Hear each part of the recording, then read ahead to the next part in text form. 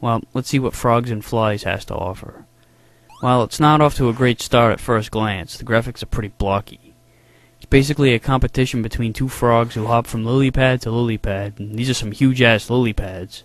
You catch flickering blocks that are supposed to be flies, each being worth 2 points, and whoever has the most points at the end of the time limit wins. That's about it.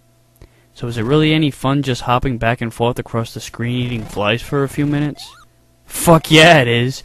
The game is basic as shit, and the graphics aren't even that great, but who cares? It's a great little competitive game. More fun with multiplayer, of course, but there's an option to play against the computer. There are 2 variations that each player can select respectively.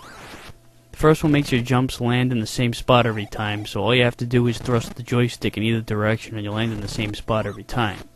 The second variation is a little more complex. You have to angle your jumps accordingly, or you might fall into the river, which will delay you for a short period of time before climbing back onto the lily pad.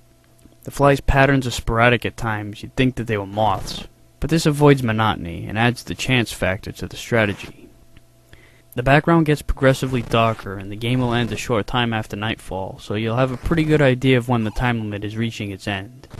When the game's over, the frogs hop off screen and a firefly drags the "The End" title across the screen and crickets are heard chirping in the background.